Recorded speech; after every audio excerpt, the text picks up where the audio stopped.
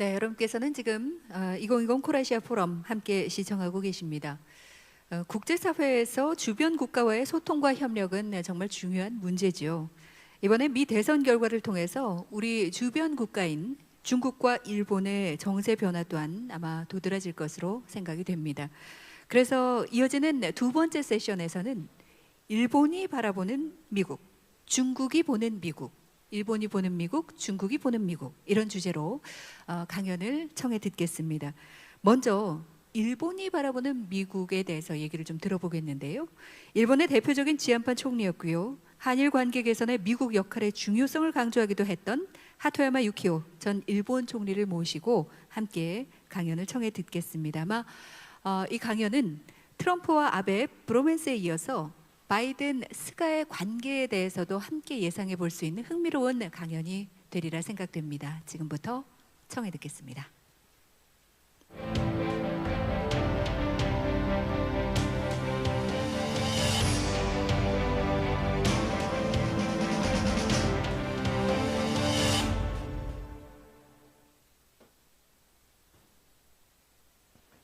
하토야마 유키오です。コラシアフォーラム2020の開催、誠におめでとうございます。米国の大統領選後という時機を得たタイミングで、世界とアジアに関するフォーラムが開催されることは、誠に意義深いことでございます。本日は、米国大統領選挙を受け、米国・米中関係、半島情勢、日韓関係等について、私の個人的見解を披露したいと思っています。私は若い頃、米国の大学院で科学者として学んだ経験があり、古き良きアメリカを知る者の一人であります。バイデン氏とハリス氏が米国社会の分断を癒すとともに、外交安全保障政策においても自国ファーストではなくグローバルコモンズのために適切な役割を果たしていくことを心から願っております。しかしながら、バイデン大統領の道のりは険しいと言わざるを得ません。バイデン氏は7800万票以上を獲得しました。しかしトランプ氏も4年前よりもはるかに多い7300万票以上、得票率にして47.2% を獲得をいたしました。私たちはトランプ氏が4年間で米国を変えたと考えるべきではありません。4年前の選挙でも約6300万人、得票率では 46% がトランプ氏に投票しています。トランプ氏はアメリカの社会の約半分の価値観を体現しているというのが現実です。バイデン政権の下でも米国社会の半分はトランプ的な価値観を維持するでしょう。米国社会が直面する分断は核も深刻です。しかも民主党内、共和党内もそれぞれ一枚岩には程遠い状況であります。米国の分断は複合的な分断と言わざるを得ません。バイデン氏はこの選挙戦を通じて、いわゆるディープステートと呼ばれる軍産複合体や金融資本の支援を受けたと言われています。彼らの存在がバイデン政権の政策に大きな影響を与える可能性についても留意が必要でありましょう。バイデン大統領の最優先課題が COVID の収束であることは疑いがありません。言いたくはありませんが、米国の新型コロナ感染状況は世界最悪であります。画期的なワクチンが早期に開発されることを私も願ってやみません。でもそれはまだ不確実であります。バイデン政権はトランプ政権よりも科学的見地に立った対策を打ち出すと期待できます。しかし、州政府や国民の中には連邦政府の方針に従わない人も少なくないと予想されます。米国の COVID との戦いは困難を極めるでしょう。日本を含め国際社会もできる限りの協力を惜しむべきではありません。言うまでもなくアメリカは大国です。しかも既存の大国や先進国を見回したときに、米国は人口動態面やテクノロジーの面で中長期的に成長を続けることのできる数少ない国でございます。しかし COVID の収束が遅れれば、経済、財政、治安、外交などで米国は大きなハンディを背負い続けることになります。もちろん米国の閉ざされた状態が来年以降も続くことは世界にとっても望ましくないことでございます。第二次世界大戦後、米国はその民主主義、人種や価値観における多様性と社会的寛容によって世界中の人々を魅了してまいりました。それは米国のソフトパワーの源でした。しかし今日の米国社会の分断状況やそれによってコロナ感染が拡大している様子を見ていると、米国をモデルにしようという国が減っても不思議ではありません。これは極めて深刻な問題でございます。バイデン政権の外交は国際社会への回帰を目指し、国際秩序への関与を強めようとするでしょう。しかしそれはバイデンの米国が世界の指導者として人一倍責任を果たすようになるという意味ではありません。トランプの前の時代、オバマ大統領ですら米国が世界の警察官になる気はないと明言していました。背景には米国が圧倒的な超大国ではなくなったという現実があります。米国は中国に急速にキャッチアップされ、将来的には凌駕される可能性が高いのです。1988年、世界の GDP に占めるシェアは米国が 28% に対してソ連は 8%、中国は 2% でした。2018年、米国は依然 24% を占めましたけれども、中国の割合は 16% に急進しました。購買力陛下で比較すればもうすでに逆転をしています。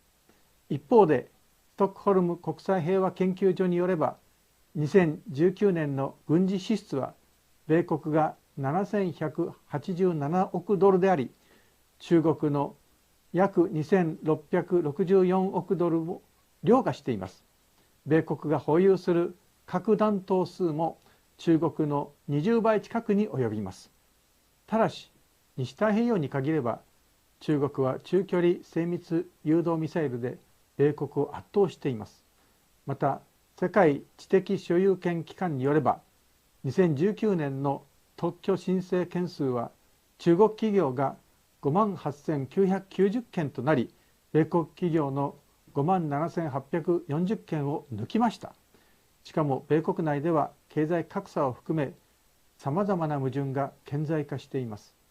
米国が内向きになれ、第二次世界大戦後に自ら作った国際秩序の維持に責任を果たそうという気持ちが減退していても、ある程度は無理のないことです。バイデン大統領が同盟、多国間外交、国際秩序にコミットする意欲を示していることは良いのですが、過剰な期待を抱くべきではないでしょう。日本も韓国も同盟へのコミットメントが米国による同盟国への配慮を示すものだという幻想を抱くべきではありません。バイデン政権による同盟へのコミットメントは同盟国による責任分担と表裏一体のものとなるでしょう。トランプ政権は同盟国に対し国防予算の大幅増額を求めたほか、5G 対応やサプライチェーンの見直しにおいても米国との足並みを揃えるよう要求をしています。こうした流れはバイデン政権になっても変わらない、むしろ強まるのではないかと私は見ています。その上で私がグローバルな課題でバイデン外交に期待することとして以下の3点を特に挙げておきたいと思います。第1は米国が地球温暖化対策に再び積極的になることです。すでにバイデン氏は政権発足と同時にパリ協定に復帰し、再生エネルギーなどのインフラ整備に巨額の財政投資を行うと表明しています。これは非常に明るいニュースであります。第2は来年2月で期限切れを迎える新戦略兵器削減条約、いわゆる新スタートを何らかの形で存続させることであります。バイデン政権はトランプ政権よりも前向きだと期待をしていますが、現行条約は新政権の発足から間もなく期限切れを迎えてしまいます。暫定的な延長を含め両国は柔軟に交渉すべきでありましょう。新スタートが完全でないことは承知していますが、これは米ロ二大核大国間に残る最後の軍備管理協定です。人類は再び核軍拡競争に戻るべきではありません。新スタートを延長できれば軍縮軍備管理のレジームに中国を加える道も残せます。第3はイラン核合意の再構築です。トランプ政権は米国単独でこれから離脱しました。バイデン政権では条件によっては核合意に復帰するか新合意に至る可能性があります。これは米朝交渉にも微妙な影響を与えることでありましょう。話題を今後の米中関係に移します。最初に強調しておきます。トランプ外交とバイデン外交の間には変わる部分と続く部分があります。指導者やその周辺の個性や信念が外交に多大な影響を与えることは当然です。しかし国々の力関係とか政権や政策に対する国内の支持不支持財政などさまざまな要因が国の外交を縛ることもまたこれも事実です。米中関係について考えるとき最も根本的なことは両国の力の接近です。この点については先にも触れました。大統領がトランプ氏からバイデン氏に交代したとしても米中の力の接近という現実は変わりません。バイデン氏の外交チームもこの現実に対応しようとするでしょう。トランプ政権は従来外交の常識とされていたことをひっくり返してきました。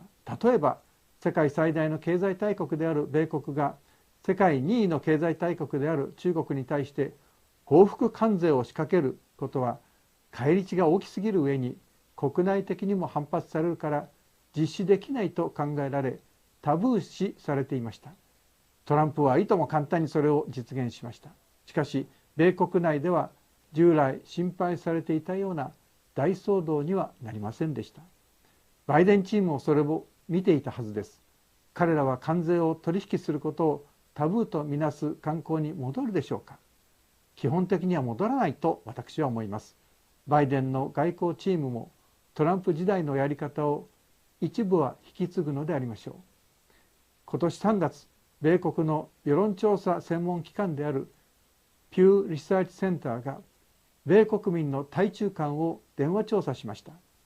2011年、中国に対して好ましい見方を持つ米国人の割合は 51% でしたが、今年は 26% に減少しました。好ましくない見方を持つと答えた人の比率は2011年に 36% だったのが今年は 66% です。この傾向は党派を超えて見られます。中国に対してネガティブな見方をする共和党支持者は 72%、しかし民主党支持者でも 62% でした。ちなみに中国に対する厳しい見方は最近ほとんど全ての先進国の間で見られます。日本や韓国も例外ではありません。いずれにせよ中国に強硬的な政策は支持されやすく、協調的な政策は批判されやすいという傾向は今後も続くでしょう。中国も米中関係の対立激化が後戻りできない地点まで来ていることは理解していると思います。しかし中国の方から対立を激化させることを望んではいないはずです。動揺しつつあるとはいえ、現在の国際秩序は中国にとって居心地の良いものです。自らその崩壊を加速することはしません。当面米中対立が破裂することをできる限り遅らせ、その間に国力を蓄えて来るべき日に備えるしかないと考えているのではないでしょうか。米中対立がこのまま激化し続ければ世界はますます不安定になります。米国は中国を必要以上に敵視して中国を本当の敵にするような道を進んではなりません。社会の分断と最悪のコロナ禍に苦しむ米国にとって米中対立がもたらすコスト増は無視できないはずです。一方で中国は自らの行動について透明性を高めることに加え、自ら国際公共財的な役割を果たす責任を米国と共有する方向に舵を切るべきです。人口がピークアウトし始め、少子高齢化が確実に進む中国にとっても、米中対立の長期化は必ずしも有利なものとは限りません。世の中ではバイデン政権の下でも米中対立が続き、場合によっては激化するという見方が多いと思います。私も基本的には同意します。しかし希望がないわけではありません。米中対立が激化しているにもかかわらず、米中が今協力することが双方の利益になる、いわゆるウィンウィンのテーマが実際に存在しています。一つは前に申し上げた地球温暖化対策です。中国を含め東アジアにおける近年の台風・洪水災害の激甚化は安全保障上の脅威以上に現実的です。米国でも今年は西海岸で歴史的な森林火災が発生してしまっています。地球温暖化対策について米中の利益は基本的に一致しており、協力は十分に可能だと私は信じています。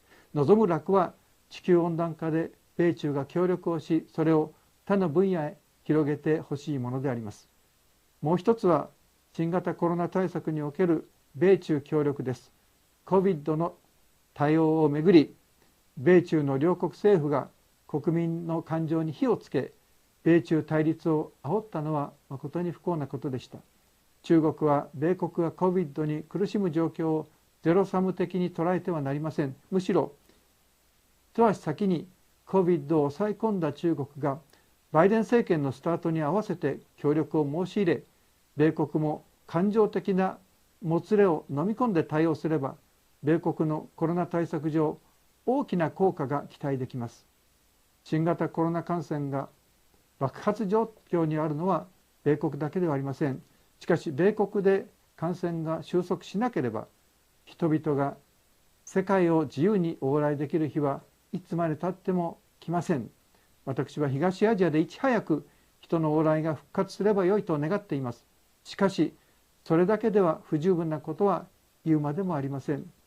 楽観的観測は持ってはおりませんが、米中が新型コロナ感染症対策で協力することを強く期待をしています。米中関係は日韓など米国の同盟国にも大きな影響を与えずにはおきません。トランプ大統領の時代、少なくともその全般においては、米中対立は基本的に二国間、いわゆるバイラテラルの対立でした。例えばトランプ政権が仕掛けた関税戦争は米中間で行われ、米国が他国に対中関税の引き上げを迫ることはありませんでした。それどころか鉄鋼やアルミでは同盟国に対しても輸入関税を引き上げました。トランプ政権はアメリカファーストを掲げていましたから驚くことではありません。しかしファーウェイの利用制限に見られるように対中圧力がテクノロジーなどの分野に及んだ場合には、トランプ政権も同盟国へ同調を迫ることがありました。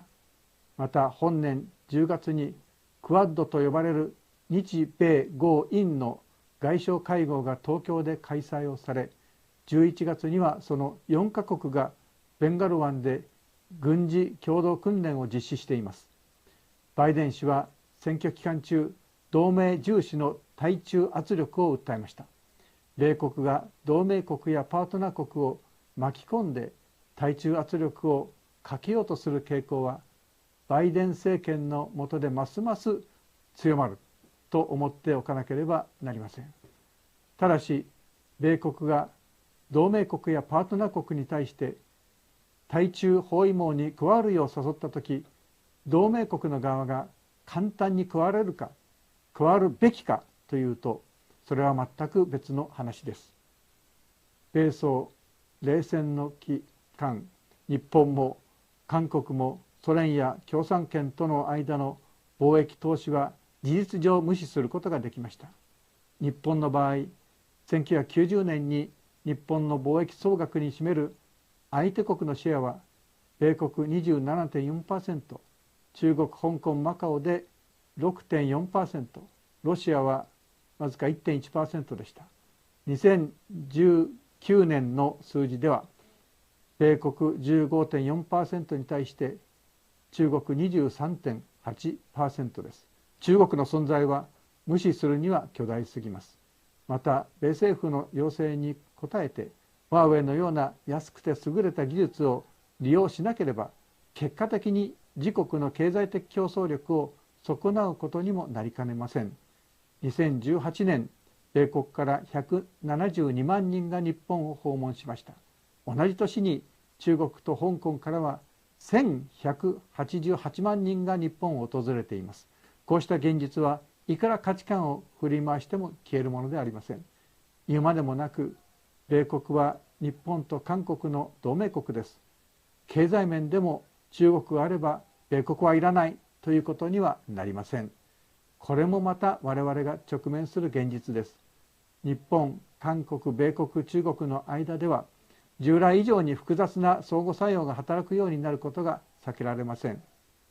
安倍政権の時代、日本政府は自由で開かれたインド太平洋を強調し、価値観を前面に出して米国との協調を演出し、中国に対抗する姿勢を示してきました。私に言わせれば、価値観の違う国といかに付き合うかが外交であり、日本政府の姿勢はバランスを欠いていることが多かったと思います。それでも安倍時代の日本政府はトランプ政権のアメリカファーストの要求に一部だけ応え、あとはやり過ごすことも散見されました。菅政権とバイデン政権の間でも基本的には同様の関係が続くと思います。ただしバイデン政権は同盟の枠組みを重視すると公言しています。また安倍氏は理念型の人だったため、外交に自らの意向が反映されることにこだわりました。菅氏は実務型の人で外交面で強い主張を持っていないように見えます。菅総理が事務方の積み上げというものを重視すれば、今後日本政府は今まで以上に対米協調や対米従属に舵を切る可能性があると私は見ています。昨年の8月3日、中距離核ミサイル全廃条約が失効した翌日、当時国防長官だったマーク・エスパー氏は中距離の地上配備精密誘導型ミサイルをアジアに配備したいと述べました。この方針は米軍の戦略とも符合しています。今日この射程のミサイルについて西太平洋地域では中国が米国を圧倒しており、米国は危機感を募らせているのであります。米国は近い将来第一列島線に中距離精密誘導ミサイルを配備しようとするでしょう。しかしそこに米国の領土はありません。韓国についてはコメントできませんが、米国は同盟国である日本、在日米軍への配備を要求してくる可能性が非常に高いと思います。特にすでに自衛隊の配備が増強されてきている沖縄を中心とした南西諸島が候補となるでしょう。現在自民党の一部には日本が敵基地攻撃能力を保有すべきだという憂うべき議論があります。米国の動きはそれを勢いづかせるかもしれません。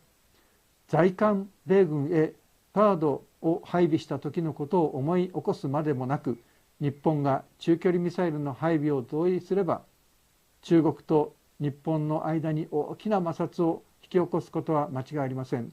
逆に断れば日米関係が緊張します。日本政府は非常に大きな決断を迫られることになります。韓国も日本と同様に米中対立激化の影響を最も直接的に受けることになるでしょう。今日は触れる余裕がありませんが、中国外交の動向も要注目です。戦狼外交をよろしく日本や韓国に対して圧力を加えてくれば、中国の望みと逆の方向に日韓両国を押しやる作用として働きかねません。逆に中国が国際的な公共財としての責任を果たし、バイデン政権も米中対立にブレーキをかければ、対立は多少和らぐかもしれません。米中対立の構造的な難しさを分かった上で、不毛な米中対立の緩和に期待したいと思います。トランプ大統領の4年間、米朝関係は文字通り激動の時代でした。トランプ政権は過去の米国政府の対北朝鮮外交を全否定し、最大限の圧力を方針として北朝鮮に臨みました。しかし今振り返ると、トランプ政権は結果として自分たちが批判した歴代政権と同じことを繰り返したというのが偽らざる実感です。トランプの時代は米朝軍事衝突の危険性が講じた時もあった一方で、米朝首脳会談が行われ、予想外のビッグデールが期待された時期もありました。バイデン大統領がトランプ大統領のように金正恩委員長とのディールに興味を持っているのは分かりません。バイデン政権にとって最優先課題は新型コロナの収束です。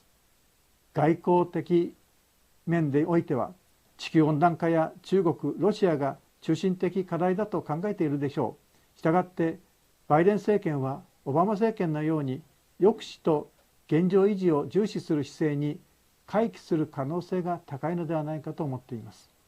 ただし北朝鮮がどう考えているかは別の問題です。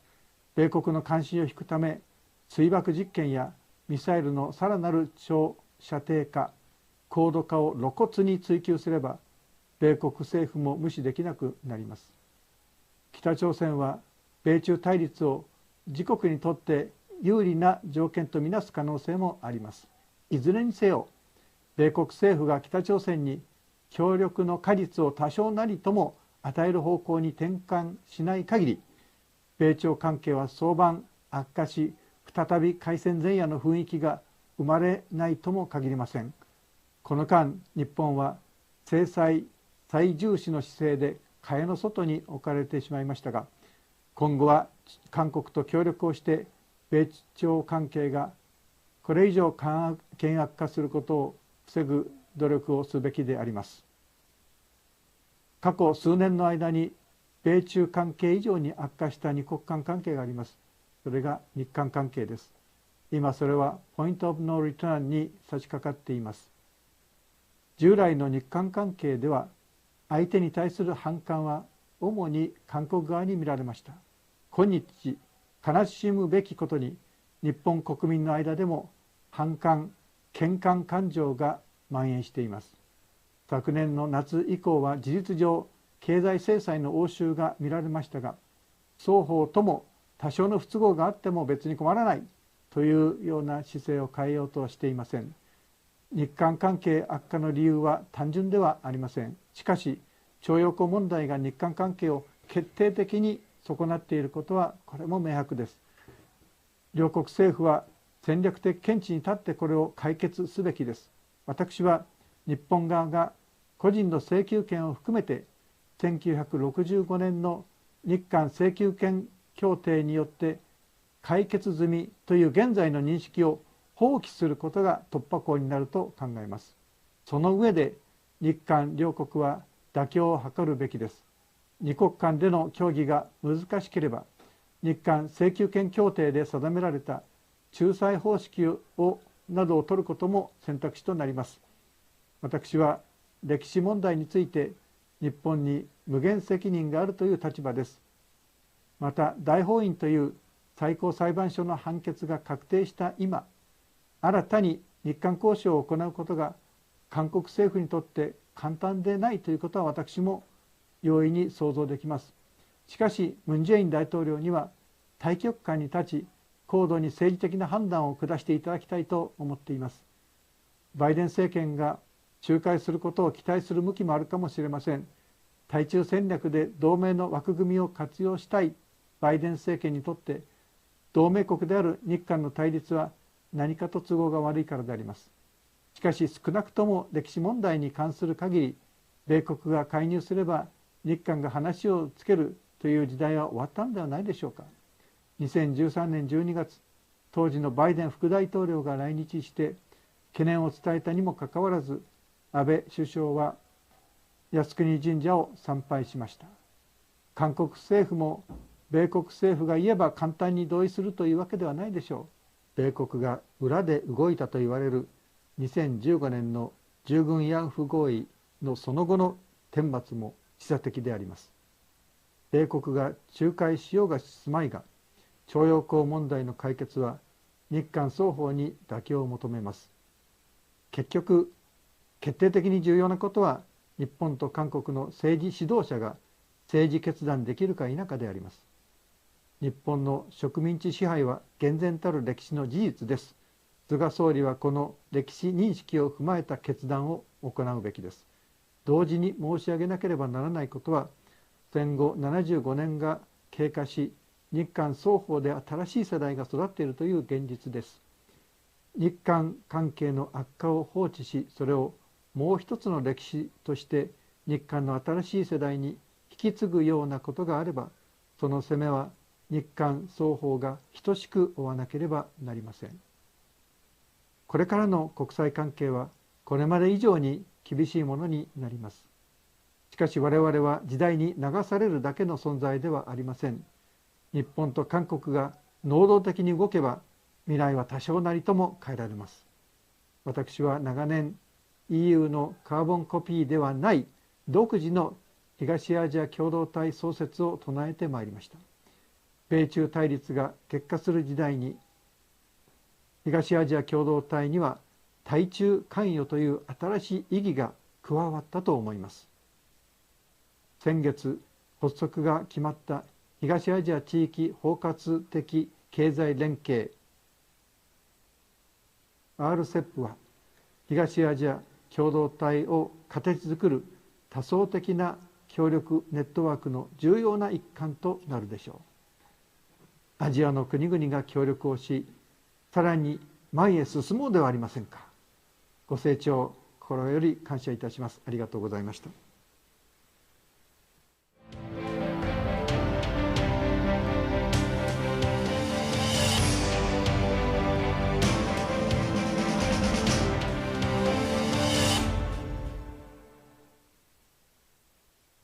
Hello, everybody.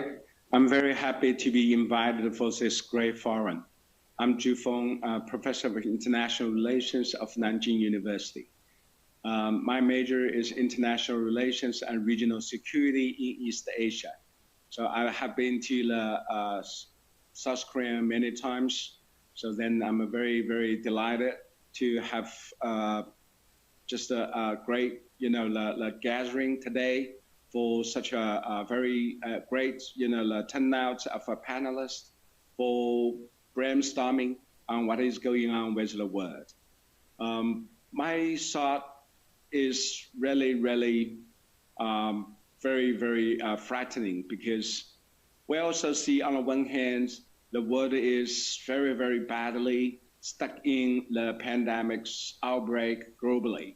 But on the other hand, we also see the international relations is also going more fragile with the great power competition. I think one of the key factors reflecting the severity of a great power competition, of course, is between Beijing and Washington. Then we will see originally pandemic is some sort of, we say, global threat to the humanity and for humans, health and the public, safety. So U.S. and China would have been just, putting together and working together against such a pandemic's, global heating.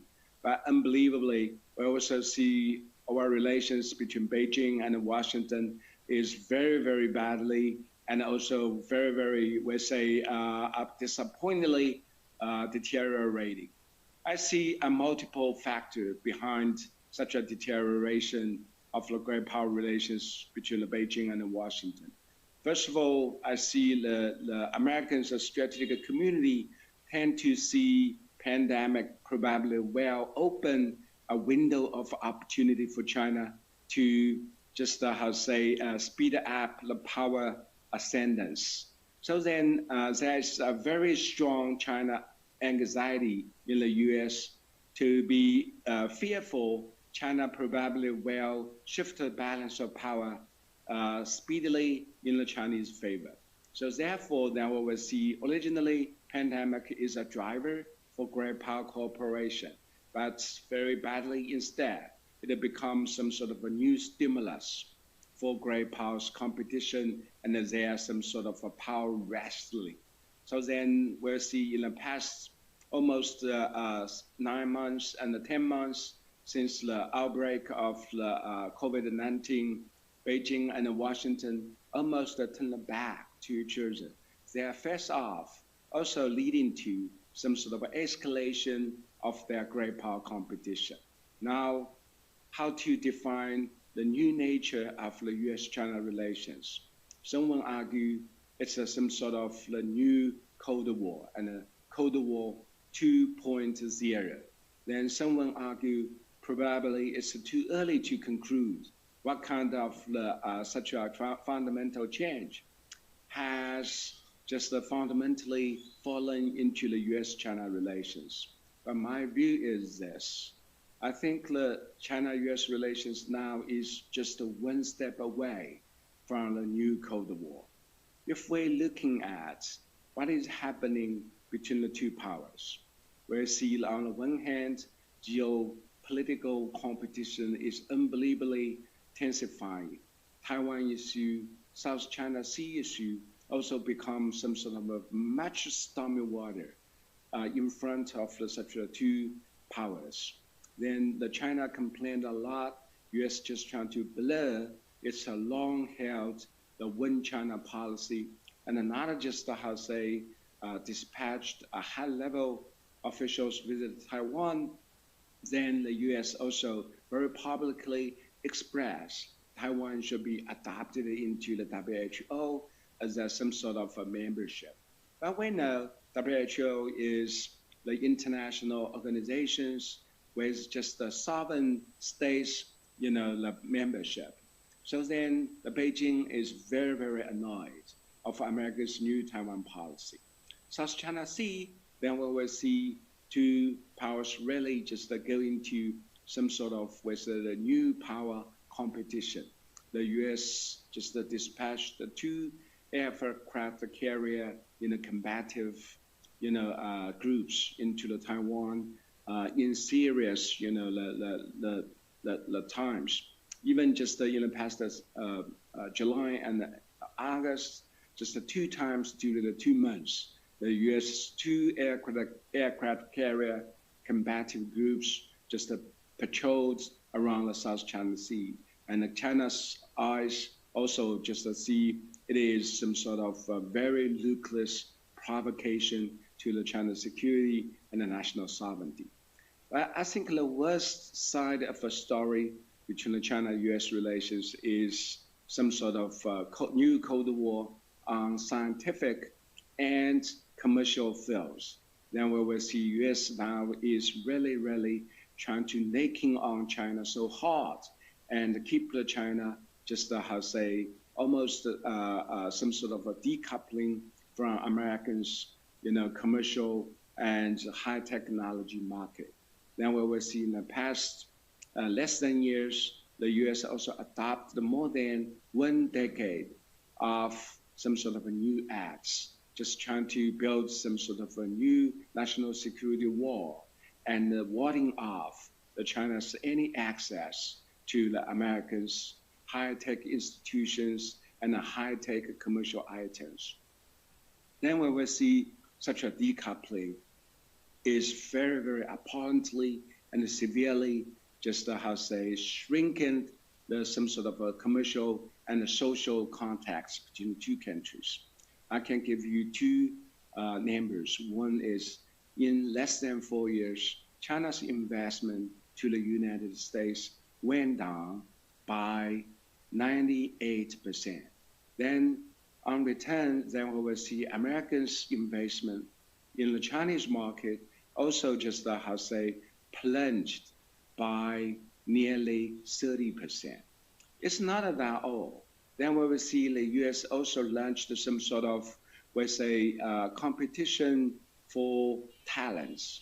A great number of the Chinese, the young scholars, young students have been just driven out of the U.S.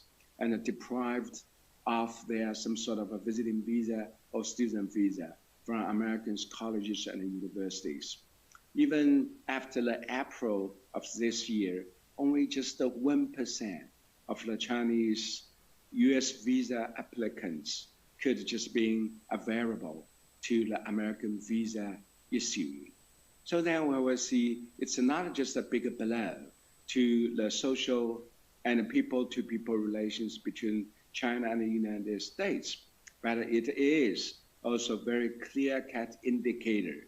U.S. now is truly about face. They don't want just have the more Chinese students just studying and working in the U.S., but they also consider the flowing of the Chinese students as some sort of a new source to the Americans' national security threat. So then all such things really just again, both the people feel very uneasy and even very horrible. Then it's not just some sort of a high-tech competition and a high-tech combat. Then we will see the U.S. also declare the China's consulate general in Houston also being forced to cancel. Then in return, the China also retaliates by closing the Americans' consulate general in Chengdu. So then we will see some sort of ideological competition also now is really ramping up the hostility between the both countries. For example, Mr. Pompeo, the Secretary of State of the United States, I think on July 23rd, made a very attractive and provocative remarks at the Nixon Library. He declared Chinese Communist Party is most formidable threat to the free world, and also calling on the world to stand up against the Chinese Communist Party. I think the most importantly, then Mr. Pompeo also called on the Chinese people to just rebel against the Chinese Communist Party. But we know since President Nixon's visit to China in 1972, China and the U.S. have been very completely different, political system and a different, we say, some sort of a social composition. How their relations could just move ahead. I think one of very important principle behind the U.S.-China relations is mutual accommodation to the political reality in their domestic terms. But now I see the President Trump and American government really want to just rip off some sort of last principle to underline the stability of relations and turning their firing bullets definitely to China's ruling political force.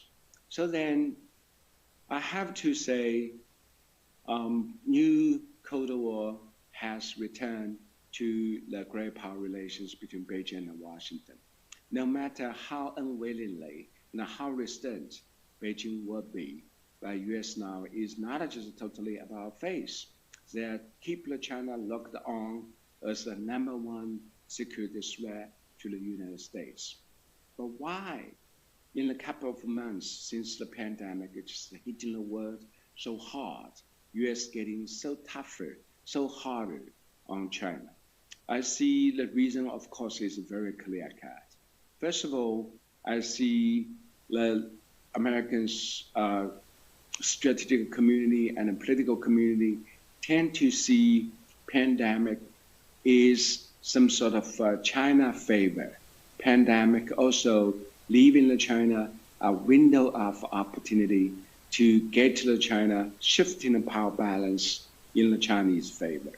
So then, in the eyes of Americans' strategic community, pandemic is not just as simple as some sort of, we say, such a public threat to the humanity's health and, we say, safety. It is absolutely a defining moment of a great power competition.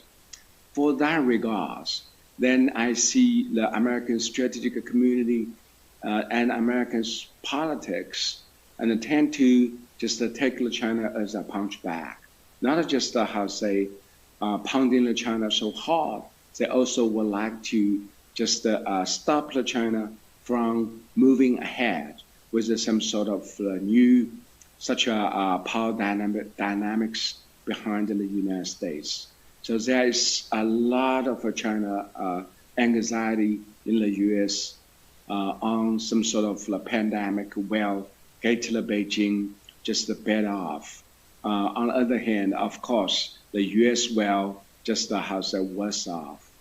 So that kind of great power, mentality is a very important motive behind the deterioration of U.S.-China relations in the past less than years.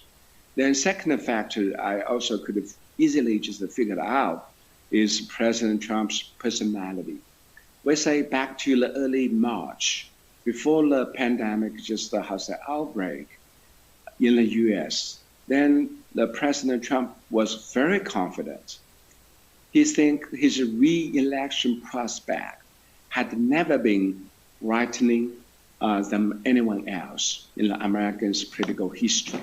Then we also could see, for example, America's economy is going better, and this unemployment rate is also just falling down. Then we will see Trump's some sort of such a trade war policy also win a lot of Americans' applause because they consider Trump is some sort of anti-globalization nest.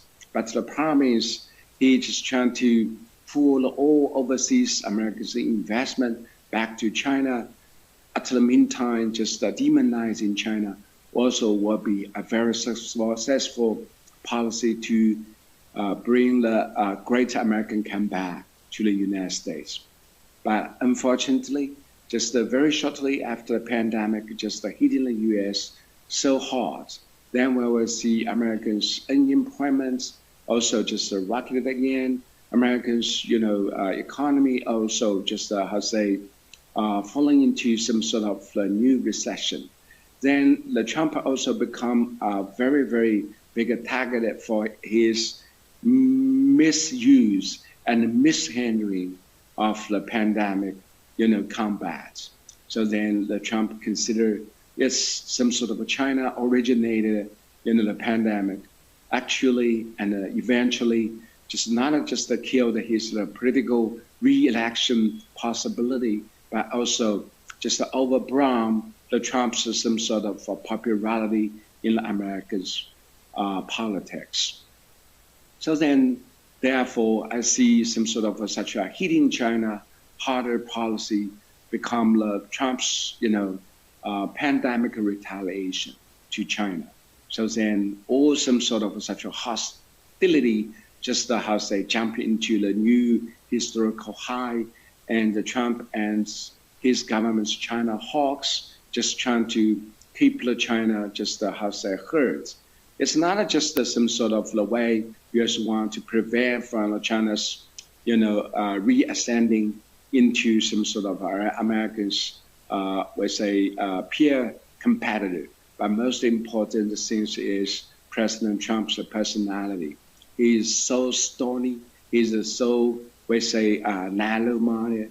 He wants to retire China with some sort of such a hard, pounding. So all such factors putting together, then we will see, yes, U.S.-China relations is almost just marred in the new Cold War. But if the U.S.-China relations really, really going into some sort of a great power competition without any restraint, without any some sort of sufficient balance between the competition and the cooperation, what does it mean for the regional security and prosperity? I think it's a broadly shared anxiety across the region. I think quite a few of the countries in the region would like to see U.S.-China relations is totally and without any, restriction to go into some sort of a great power showdown, because it will be very disastrous.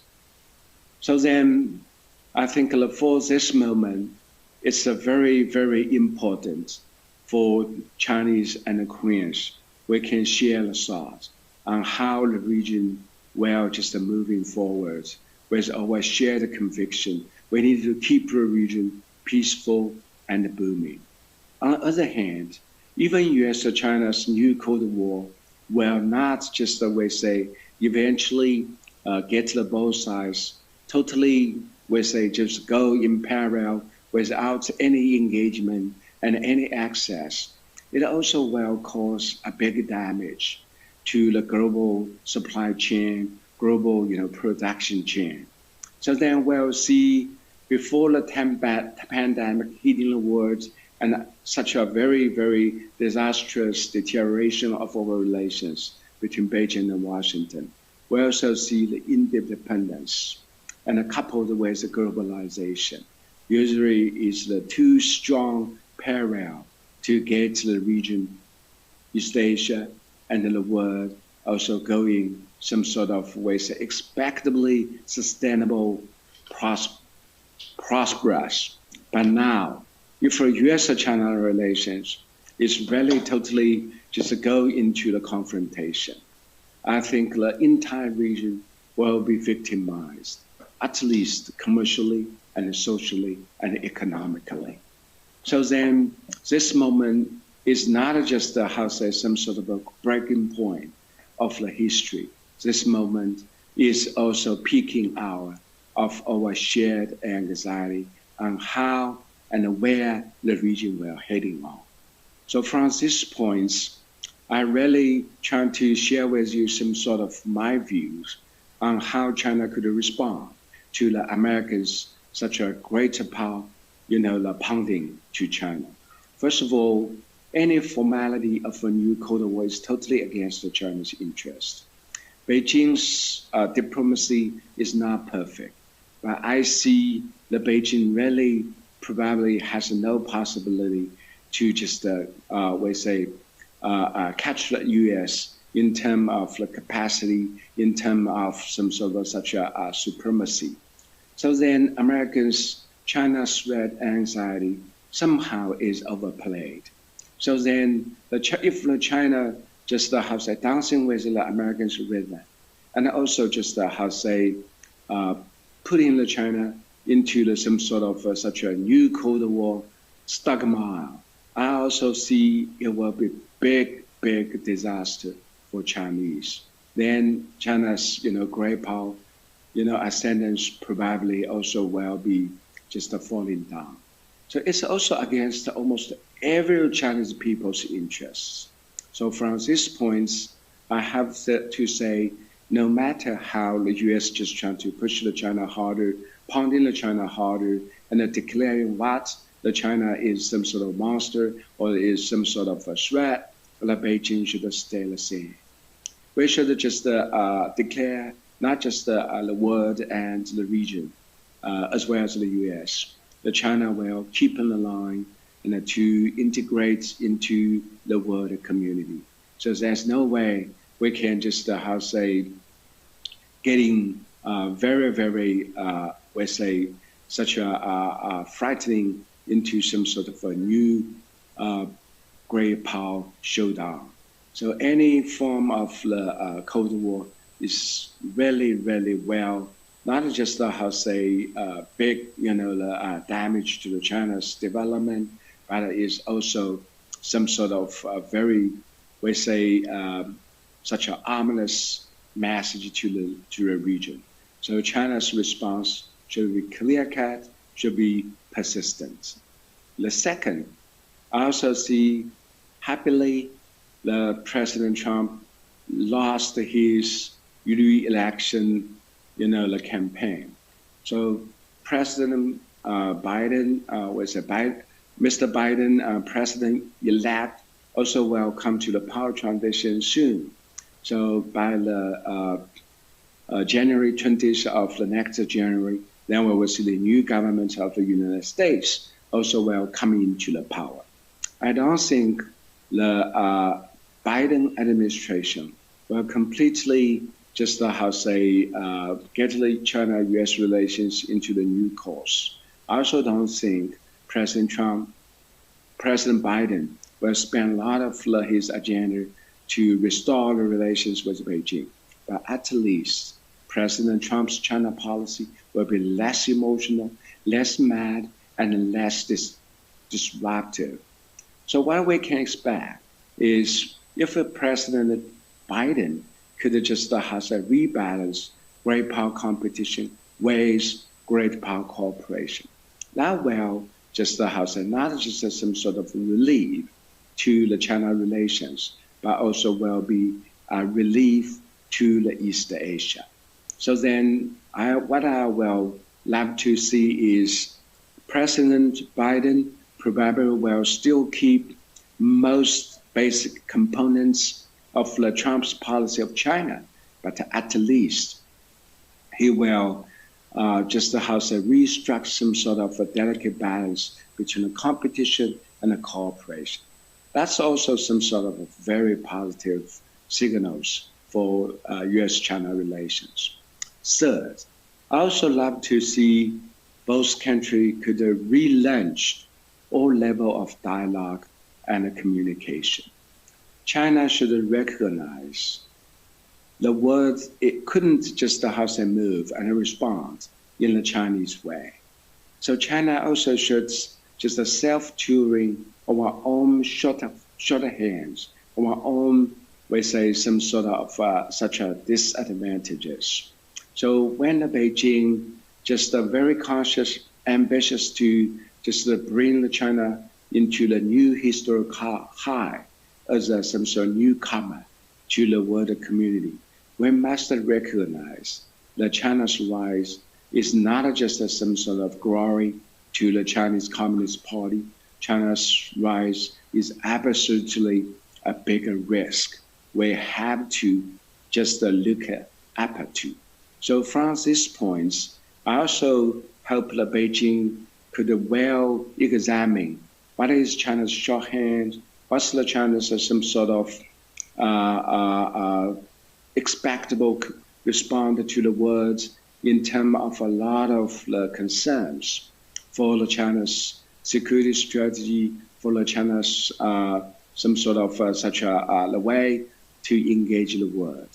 So if China could keep thinking about some sort of a new compromise and a new positive, resetting of the policy orientation, it will be help a lot in getting the U.S.-China relations back to some sort of sound track. So second point I want to emphasize, is this. So for the moment, entire Chinese government officials, scholars, and Chinese people, we should keep thinking one way we can greeting the world in some sort of a more accommodative and a more expectable manner. Last one I want to share with you is China should also just, spend more energy and time, get our relations with our Asian neighbors, just feel safer and feel excited and even feel more encouraged to engage in China, to keep some sort of such a mutually beneficiary relations with China.